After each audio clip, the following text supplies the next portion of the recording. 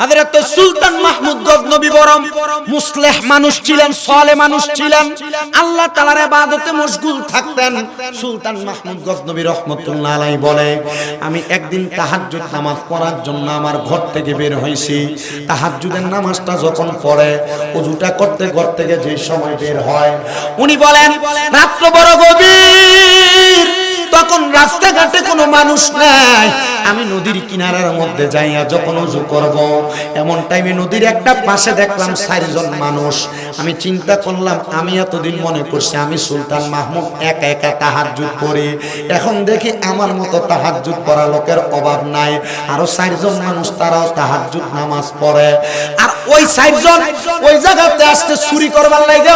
ওরা চিন্তা করে আসছে এই গজনবী এলাকার মধ্যে সবচাইতে ভালো আলেম এবং বাদশা সুলতান মাহমুদ গজনবীর বাড়িতে চুরি করব, কিন্তু এরা কোনোদিন সুলতান মাহমুদ গজনবীরে দেখে নাই। ওই 4 জন এই চিন্তা কইরা সুলতান মাহমুদ গজনবীর বাড়ির দিকে যায়। হঠাৎ করে সামনে সুলতান মাহমুদ গজনবীর সাথে দেখা। সুলতান মাহমুদ গজনবী ভালো মানুষ, মানুষটারে দেখে চিন্তা করছে তারও আমার মতো তাহাজ্জুদ গুজারি। তাহলে বোঝা যায় যে মানুষ ভালো, কারোর সম্পর্কে মন্তব্য করতে মন্তব্যটাও করে ভালো, আর যেটা ফুন্ডা সেঙ্গা দুষ্ট টাইপের, এটা মানুষের সম্পর্কে মন্তব্য করতে খুব বাঁকা মন্তব্যই করে। কথা কোন আছে না নাই? আছে না নাই? হযরত সুলতান মাহমুদ গজনবী রাহমাতুল্লাহ আলাইহি তিনি বলেন, এই জগতের মানুষ তারা আমার সামনে আসার পর আমি তারা জিজ্ঞাসা করলাম, এরে বাবারা তোমরা এই জায়গায় কোন কাজে? কয় আমনে যেই কাজে আমরাও সেই কাজে। ঠিক আছে, আপনি যেই কাজে আমরা সেই কাজে। উনি খুশি হইলেন, উনি মনে করলেন আমি তো আসছি তাহাজ্জুদের ওযু করবার লাগে, তারাও মনে হয় সেই কাজে। কয় তো তোমরা যে এখানে আমি যেই কাজে সেই কাজে আসলা, এখানে কেন আসলা? তোমার বাড়িতে না পড়বা নামাজ? এই 400 চিন্তা করলো না, মনে হয় উনি অন্য লাইনের। উনি চিন্তা করছেন এই এক সুর মনে হয় আমরা থেকে বাঁচার লাগে নামাজের নামটা লইছে। না না না, এবার আমরা তার কাছে মোড়াটা দিয়ে ধরলাম। আমরা চিন্তা করলাম আমরা কেমন সুর 4 জন আইছি চুরি করতে, আর এই সুরের সাহস বড় বেশি, একা একা চুরি করবার লাগে, একা একা চুরি করবার লাগে চলে আসছি। দেখছুনি রে এই সুরের কত পাওয়ার। এবার জিজ্ঞাসা করি, এই সুর মানুষটা তুমি যে একা, তুমি যে চুরি করতে আসছো, আমরা রাতের টার্গেট তো বড়। বলে কি টার্গেট? বলে আমরা টার্গেট হলে আমরা বাদশার বাড়িতে চুরি করতাম। এবার সুলতান মাহমুদ গজনবী নিজে বাদশার সাইজা গেছে। উনি বলতেছে, বলো ঠিক আছে তোমরা যে তো বাদশার বাড়িতে চুরি করবা, 4 জন যে চুরি করতে আসছো, কে কোনো একজনের তো কোনো না কোনো অভিজ্ঞতা আছে, কে কোনো অভিজ্ঞতা নিয়ে চুরি করবার লাগে আসছো? প্রথম জন বলতেছে, আমার অভিজ্ঞতা হইল আমি যখন চুরি করতে ঢুকি, রাত্রবেলা চোরা শুকার রাস্তা দিয়া বালা মানুষ যাক, কুকুরের স্বভাব হইল এটারে দেখলে ঘেউ ঘেউ করে ডাকে। আমার নিজের বাড়ির সামনে, নিজের ঘরের সামনে একটা কুকুর। এটা আজকেও দুপুরবেলা আমি জুমা পরে আইছি, আমার আম্মা আমাদের পুরান বাড়িতে গেছে দাওয়াত খাইতে। আয়া দেহি আমার আম্মা বসে রইছে এটা বাইরে। আমি কইলাম কি থাকো তোমরা তো দাওয়াতে গেলে এটারে বাদ দিব কেডা? তোমরা তো জানো এটা এনে খায়, এটা সবসময় খা। আমি কই না, এটা যদি সবসময় খাইতো তাহলে এটা এই দুপুরের টাইমে আমরা ঘরের দুয়ারে থাকতো না। এটা এনে খানা ফাই বিদে এটা এনে। আপনি কথা বুঝছেন নি? পরে এটা খানা দিছে পোলাও, আমার এমনি না পোলাও দিছে।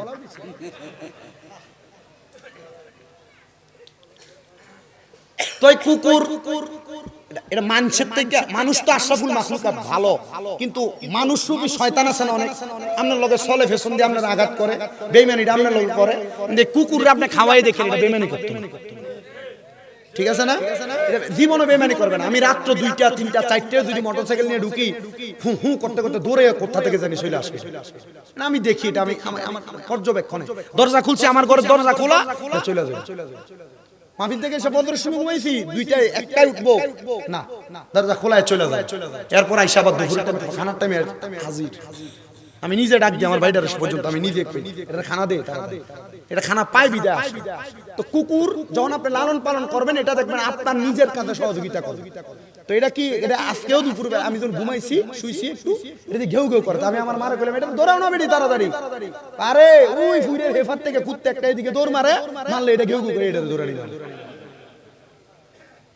তো যেই কথাটা বলতেছিলাম, ওই চার সূরার স্বভাব সুলতান মাহমুদ গজনবী দেখায়, তুমি যে চুরি করতে আসছো, তোমার কোন অভিজ্ঞতা নিয়ে চুরি করতে আসছো?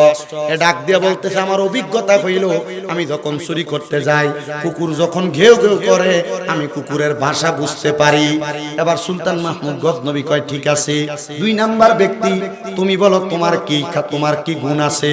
ডাক দিয়ে কয়, আমার গুণ হইল, যে কোনো ঘরের সামনে গেলে যদি যত বড় যত কঠিন তালা হোক না কেন, আমি একটা ইশারার মাধ্যমে তালাটা খুলতে পারি, এটা আমার ক্ষমতা। 3 নাম্বার সূরা জিগায়, তোর ক্ষমতা কি? বলে, আমার ক্ষমতা হইল, আমি ঘরে প্রবেশ করার সাথে সাথে নাকের ঘ্রাণ টান দিলে ঘরের কোন জায়গার মধ্যে কি আছে আমি এটা বলতে পারি। 4 নাম্বার সূরা জিগায়, তোর ক্ষমতা কি রে? ডাক দিয়া কয়, আমার ক্ষমতা, আমি রাত্রে যারে দেখি দিনে তারে চিনি, দিনে যারে দেখি রাত্রে তারে চিনি। ডাক দিয়া কই, ঠিক আছে, তোমরা যেহেতু চুরি করবা, ওই 4 জন কই, তুমি আজকে একা চুরি করতে আসছো, ঠিক আছে, একা চুরি কইরো না, আমি তোমার কাছে আবদার করি, তোমার কোনো ক্ষমতা আসেনি যে ক্ষমতা দিয়ে আমরা চুরি করতে সহজ হইব, তোমার ক্ষমতার কথা বলো। সুলতান মাহমুদ গজনবী কয়, আমার ক্ষমতা হইল, আমি ডাইন দিকে যদি মাথা ফিরাইয়া চাই তাইলে একজন মানুষের জেল মাফ, বাম দিকে মাথা ফিরিয়া চাইলে একজন মানুষের ফাঁসি মাফ। সোরেরা কয়, রে চুরি ধরা খাইলে তো হয় জেল হইব, নয় ফাঁসি। এটারে লগে লই আজকে চুরিটা সুবিধা হইব, বাদশার বাড়ি। আর আপনার কি কষ্ট হইতেছে? সুলতান মাহমুদ গজনবী উঠছিল কি নামাজ পড়বার লাগিয়া, সাক্ষাৎ হইছে কার লগে? সুরের লগে। একটু মনোযোগ দিয়া শুনবেন, এই 4 সূরা আবার কেমনে ওলি হয় এটা শুধু একটু বুঝাইতেছি আপনারা। এই 4 সূরা ব্যক্তি সুলতান মাহমুদ গজনবী সহ ওনারে নিয়ে প্রবেশ করলেন। প্রবেশ কইরা বাদশার ঘরের সামনে এবার কুকুর ঘেউ ঘেউ করে। সুলতান মাহমুদ গজনবী দিগায়, এ কুকুরের ভাষা বুঝনেওয়ালা, তুমি বলো কুকুর ঘেউ ঘেউ করে কি কইছে? এবার ওই ব্যক্তি ডাক দিয়া কয়, ও আমাদের সাথী, এই কুকুর ঘেউ ঘেউ করে বলছে, দেখছুনি 4 সূরা বাদশারে লগে কইরা বাদশার বাড়িতে যায় চুরি করতে। এই কুত্তাটা মনে হয় আবে তাবে কথা কয়, এইজন্য আসলে কি কুত্তা আবে তাবে কথা কয় না, কুত্তার কথা ঠিক হয়ে আছে, কুত্তার কথা ঠিক হয়ে আছে, কিন্তু ওই 4 সূরা কুত্তার ভাষা বুঝে না, কুত্তার হাকিকত বুঝে নাই, এবং সুলতান মাহমুদ গজনবীর হাকিকত বুঝে নাই। এবার ডাক দিয়ে কয়, এ কুকুর কুকুরের মতো রইল। এবার 4 সূরা সহ উনি একসাথে প্রবেশ করলেন বাদশার ঘরের সামনে। যে তালা কেমনে খুলবো, ওই তালার সামনে যে সব তালা খুলতে পারে, কি ইশারার মাধ্যমে জানি তালাটা খুইলা ফালাইছেন। ঘরে যাইয়া যিনি গ্রানের মাধ্যমে কি কি পাওয়া যায় সব তালাশ করছে, উনি গ্রানের মাধ্যমে সব বাইর করে ফেলছে। সব কিছু বাহির কইরা একসাথে একটা ঘরের মধ্যে নিয়ে যখন ঢুকছে, এমন টাইমে সুলতান মাহমুদ গজনবী ঘরের বাহিরে উনি শুনতে পাইলেন চারদিকে ফজরের আযান হয়ে গেছে, তাহাজ্জুদের সময় আর নাই। উনি চিন্তা করলেন, তাহাজ্জুদের নামাজ ছেড়ে দিলাম, ফজরের নামাজ কিন্তু সারা যাবে না। উনি এই চিন্তা কইরা 4 সূরার এক ঘরে আটকায়া দরজাটা বন্ধ করে দাঁড়াইছে নামাজ পড়বার লাগা। ফজরের নামাজটা শেষ কইরা রাজপ্রাসাদের মধ্যে সুন্দর বিচার কার্য, রাজবাড়িতে চুরি করতে আসছে 4 চোর, তার বিচার হবে। 4 জনের একসাথে কাঠগড়ার মধ্যে দাঁড় করাইছে। কাঠগড়াতে দাঁড় করানোর পরে হযরতে বাদশা সুলতান মাহমুদ গজনবী বসে বিচার করবার লাগা, কিন্তু 4 চোর কাঠগড়ার মধ্যে দাঁড়ায়া একজন মুস্কি মুস্কি হাসে আর 3 জন কান্দে। কান্দে কয়জন? হাসে কয়জন? কারণটা বুঝছেন না? কারণ এর রাইতে যারা দেহে দিনে তারা চিনে। সুলতান মাহমুদ গজনবী কয়, কি রে, তারা 3 জন চুরি করছে, তাদেরকে শাস্তি দেওয়া হবে, তারা তো কান্দে, তুই হাসস কেন? বাদশা, মনে আসেনি রাত্রে বলছিলাম আমি রাতে যারে দেখি দিনে তারে চিনি। বাদশা, আপনি নাফরমানিটা কেমনে করছেন? আমরা লগে চুরি করতে ঢুইকা এখন আপনি আমরার এই শাস্তি দিবার লাগা দাঁড়াইছেন। ওই 3 জন কয়, দাঁড়াই খাসছে রে, যার লগে চুরি করতে গেলাম এই ব্যক্তি যদি বাদশা হয় তাহলে আমাদের চুরির সব মতলব তো তিনি জানে। সুলতান মাহমুদ গজনবী কয় আমি হ্যাঁ জানি তোমাদের চুরির মতলব, তোমাদের জন্য কঠিন শাস্তি দেওয়া হবে। তো যেই ব্যক্তি রাইতে যারা দেখে দিনে তারা চিনে, সে কয় বাদশা গো, তারা চাই তিনজন মানুষ বড় অভাবে তাইকা চুরি করতে আসছে। সুলতান মাহমুদ গজনবী কয় তোমার বাড়ি কই? কয় বলক এলাকায়। তো বলক থেকে গজনব এলাকায় আসছো চুরি করবার লাগে, কারণটা কি? আমাদের এলাকার মধ্যে এখনো পর্যন্ত কোনো মাল সামান নাই। সুলতান মাহমুদ গজনবী কয় আমি মুরাকাবা কইরা দেখলাম আসলে তাদের এলাকার মধ্যে কোনো মাল সামান নাই, তারা অভাবের তাড়নায় চুরি করবার লাগে আসছে। যদিও তারা পূর্বে চোর ছিল, এখন অভাবের কারণে তারা চুরি করতে নামছে। আগে চুরি করছে, মাঝখান দিয়া চুরি বন্ধ ছিল, অভাব থাকার কারণে তারা চুরি করতে এলাকায় আসছে। সুলতান মাহমুদ গজনবী রে এবার ওই চালাক লোকটা ডাক দিয়া কই হুজুর আপনার বাম দিকে কি যেন একটা দেখা যায়, আপনি একটু তাকান না। সুলতান মাহমুদ গজনবী তাকে দেখে বাম দিকে তো দেখা যায় না, কই দেখি না। এবার কয় হুজুর বাম দিকে না তো, আমি বলছি ডান দিকে। ডান দিকে তাকানোর পরে ওই চালাক চোরটা ডাক দিয়ে বলতেছে হুজুর আপনি না কইছেন আপনার ক্ষমতা, ডান দিকে তাকাইলে জেল মাফ, বাম দিকে তাকাইলে হাজত মাফ, মানে ফাঁসি মাফ। হুজুর তাই না, আপনি তো ডাইনে বামে তাকাইছেন, বিচারের চেয়ারের মধ্যে বয়া যেহেতু দুই দিকে তাকায় ফেলাইছেন, আমরার জেলও নাই ফাঁসিও নাই, এবার যে শাস্তি দিতে মন চায় আপনি দিতে পারেন, আমরা মাথা পাইতে নিব। ডাক দিয়া কয় না রে, তোমাদের প্রতি আমি ইহসান করতেছি রে, সামান্য সময় গত রাত্রে আমি তোমাদের সাথে কাটানোর কারণে আমি তোমাদের প্রতি মায়া কইরা তোমাদেরকে ক্ষমা কইরা দিলাম। ওই সাইড সুর ডাক দিয়া কই আমরা একটা চিৎকার মেরে আল্লাহু আকবার কইয়া কাঠগড়ার মধ্যে আল্লাহর কাছে একটা সেজদা দিছি। সেজদাটা দিয়ে আমার আল্লাহর কাছে কইছি আল্লাহ দুনিয়ার একটা এলাকা গজনবের বাদশা যদি এক রাত্র আমাদের সাথে থাকার কারণে আমাদেরকে চুরির দায় থেকে মাফ করতে পারে, আমরা সাইর সুরে এখন থেকে ওয়াদা করতেছি আল্লাহ তোমার সাথে যদি আমরা সারা জীবন রাত্রবেলা ইবাদত করে কাটাইতে পারতাম, তাইলে তুমি আল্লাহ আমরা কত দয়া করতা, কত মায়া করতা। ও মুসলমানেরা চিন্তাটা আপনারা কইরা দেখেন, মাত্র এক রাত্র সাইর সুরের লগে কাটানোর কারণে সাইর সুরের মাফ কইরা দিছে। আর আপনারা যদি আমার আল্লাহরে রাত্রবেলা ইবাদত কইরা কইরা রাজি করতে পারেন, আমার আল্লাহ কত বড় দয়ার আল্লাহ। আল্লাহর নাম রহিম, আল্লাহর নাম রহমান। আমার আল্লাহ দয়া কইরা আমরা বান্দারে মাফ করতে পারে কি পারে না? এ মুহাব্বতে বলেন পারে কি পারে না? আরে তুমি কত বড় মহান আল্লাহ, বড়ই দয়াবান, তুমি কত বড় মহান আল্লাহ, দয়ার সীমা নাই। তুমি পাহাড় ভাঙ্গা সাগর করো, সাগর বইরা নগর করো, পাহাড় ভাঙ্গা সাগর করো, সাগর বইরা নগর করো, ধনীর গরিবি বানাও, ফকিরকে বাদশাহ বলেন, ধনী রে গরিবি বানাও, ফকিরকে বাদশাহ। শুকরিয়া শুকরিয়া শুকরিয়া জানাই, তুমি কত বড় মহান আল্লাহ, দয়ার সীমা নাই। বলেন কত বড় মহান আল্লাহ, দয়ার সীমা নাই। আল্লাহ তোমার দয়া নাই পারাপার, ও মহান আল্লাহ পরওয়ার তোমার দয়া নাই পারাপার, ও মহান আল্লাহ পরওয়ার দয়া বরা তামাম জাহান, দয়া বরা তামাম জাহান, যেদিকে তাকাই শুকরিয়া শুকরিয়া শুকরিয়া জানাই, তুমি কত বড় মহান আল্লাহ, দয়ার সীমা নাই। তুমি কত বড় মহান আল্লাহ। এজন্য মুসলমানেরা একটা বাদশা যদি এক রাত্রে থাকার কারণে চার চোরে মাফ করে দেয়, আমরা আল্লাহর বান্দারা দুনিয়ার জমিনের মধ্যে থাইকে আমার আল্লাহরে ডাকলে আমার আল্লাহ রাত্রবেলার ইবাদতের কারণে আমরারে মাফ করতে পারে কি পারে না? আমরা একটা বড় সুযোগ আসতেছে, এই যে সামনে লাইলাতুন নিসফি মিন শাবান আমাদের কাছে আসতেছে, শবে বরাতের রাত্র। ওই রাত্রটা বড় দয়ার রাত্র, বড় মায়ার রাত্র, রিজিকের রাত্র। আমি আপনাদের সবার কাছে আবদার জানাই, এই আমার জিনসারের বাবারা এই রাত্রটা আল্লাহ তাআলার ইবাদতে মশগুল থাকার চেষ্টা করবেন। বলে হুজুর লাইলাতুল বরাতের রাতে আল্লাহ তাআলার ইবাদতে কেমনে মশগুল থাকবো?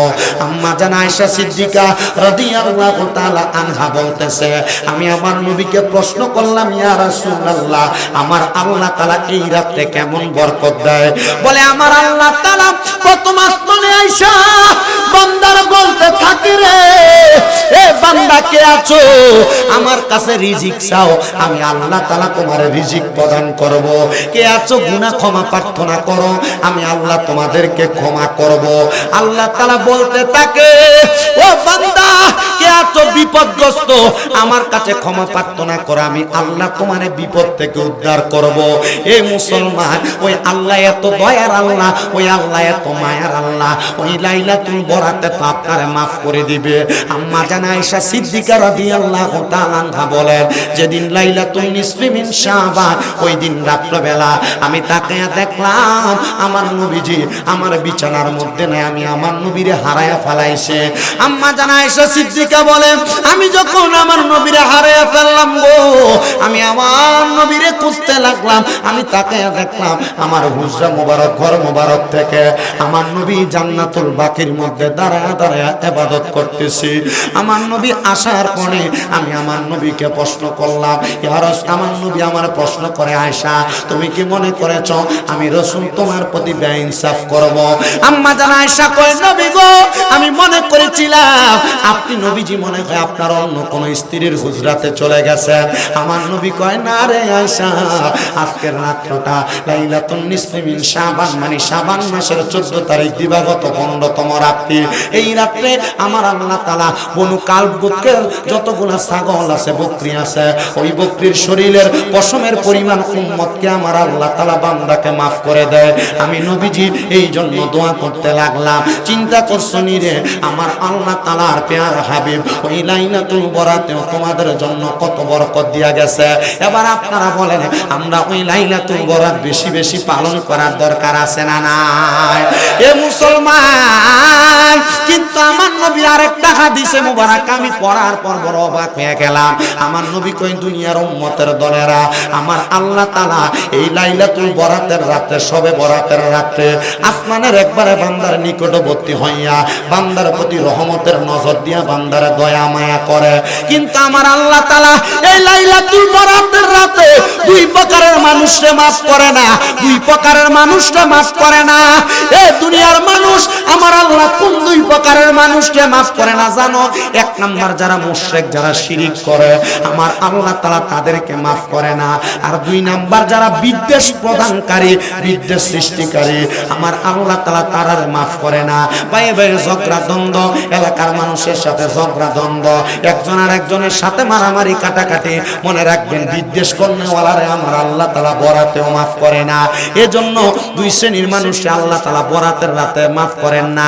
এক শ্রেণী হলো মুশরিক, যারা শিরিক করে। দুই নাম্বার হলো তারা বলে কারা, যেই ব্যক্তি বিদ্বেষ সৃষ্টি করে তাদেরকে আল্লাহ লাইলাতুল বরাতে মাফ করে না। এ মুসলমান ইমানদারেরা, চিন্তা করে পথ চলবেন যেন আমার আল্লাহ তাআলার কাছে বরাতের রাতে মাফ হতে পারেন। নবী বলেন, শুধু তাই নয়, আম্মা জান আয়েশা সিদ্দিকা আরেকটা হাদিস বর্ণনা করে, লাইলাতুল বরাতের বেশিরভাগ হাদিস মা আয়েশা সিদ্দিকা রাদিয়াল্লাহু তাআলা আনহা, আমি পয়রা বড় অবাক হয়ে গেলাম। আম্মা জান আয়েশা সিদ্দিকা বলে, আমার নবীজি বলেছে এই লাইলাতুল বরাত হইল আমার আল্লাহ তাআলা আগামী 1 বছর পর্যন্ত দুনিয়ার জমিনের মধ্যে কত আদম সন্তান জন্মগ্রহণ করবে এই লাইলাতুল বরাতের রাতে লিপিবদ্ধ করে, কত আদম সন্তান ইন্তেকাল করবে এই লাইলাতুল বরাতের রাতে লিপিবদ্ধ করে। মানে এই যে 13 তারিখ 14 তারিখ দিবাগত রাত্রে সবে বরাত হবে, এই রাত্রে লেখা হবে আগামী 1 বছর কত সন্তান জন্ম নিব, কত সন্তান ইন্তেকাল করব। চিন্তা করছেন নি আমার আল্লাহ তাআলা এই রাত্রবেলায় গুনাহ লিপিবদ্ধ করে রাখে। শুধু তাই না, শুধু তাই না রে মুসলমানেরা, আমার আল্লাহ তাআলা আগামী 1 বছরে কোন বান্দারে কত রিজিক প্রদান করব, এটাও কিন্তু লাইলাতুল বরাতের রাতে লেখে। রিজিক বুঝেন তো? হ্যাঁ, ফুলুস ফুলুস টেহা টেহা, বাঙালি এটা বলা বুঝে। রিজিক খানা কিটা, আপনারা বিদেশি, আপনারা আরো বড় ব্রিটিশ। আলহামদুলিল্লাহ, যে একটা মহাব্বত দেখাইছে হজে যাওয়ার পরে, বাঙালিটি দেখলেই আপনি লইয়ে পড়ে। চুলটি যতদিন আসিল, চুল কামানের পরে একটু বাচ্চা গেছে, কামানের পরে আসছি না, আর ধরে না, নিয়ে নিয়ে শুধু বয়া, হুজুর খান, হুজুর খান, এতলা লয়ে কে খাইবো? আলহামদুলিল্লাহ, বিদেশিরা প্রবাসের বাড়িতে বড় কষ্ট করে। এই প্রবাসীদের জন্য এটা মন থেকে দোয়া করবেন না আপনারা? করেন না প্রবাসীদের লেগে দোয়া? বেশি বেশি দোয়া করবেন প্রবাসীদের লেগে। মাঝে মাঝে বাংলাদেশের কি কয় এয়ারপোর্টে প্রবাসীদের উপর অত্যাচার অনাচার করা হয়, প্রবাসীদের ব্যাগ কেটলা, এটি সুর, ঠিক না? আল্লাহ আমরারে বুঝার তৌফিক দান করুন। জোরে কোন আমিন। এটা আস্তে কয় আমিন, আরো জোরে কয় না আমিন।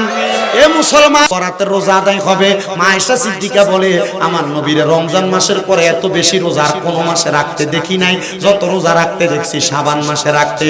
নবী এমন ভাবে রোজা রাখতে, একটানা রোজা রাখতে আমরা মনে করতাম আমার নবী মনে হয় আর কোনোদিন রোজা ভাঙবে না। আবার আমার নবী মাঝে মাঝে রোজা ছেড়ে দিতেন, এমন ভাবে ছেড়ে দিতেন আমি মনে করতাম আমার নবী মনে হয় আর রোজা রাখবেন না। চিন্তা করছেন নি এই রাতে যদি আপনার আল্লাহ তাআলা রিজিক নির্ধারণ করে আগামী 1 বছর আপনি কি কামাই করবেন, তাহলে এই রাতে যদি আমার আল্লাহ তাআলার ইবাদতের মধ্যে আপনারা মশগুল থাকেন, তাহলে আল্লাহ তাআলা ফেরেশতাদেরকে বলবো, দেখ ফেরেশতারা আমার বান্দা এই রাতে আমি আল্লাহ তাআলার কত টাকা রাখতেছে, আমি আল্লাহ তাআলার রিজিক দিতাম। ফেরেশতারা কইবো না আল্লাহ এরা সারা বছর নাফরমানি করছে, রিজিক দিয়ে না, কমায় দেন কমায় দেন। আল্লাহ কইবো ফেরেশতা তাকে দেখো সারা বছর নাফরমানি করার পর এখন দিয়ে আমার কাছে মাফ চাইতেছে।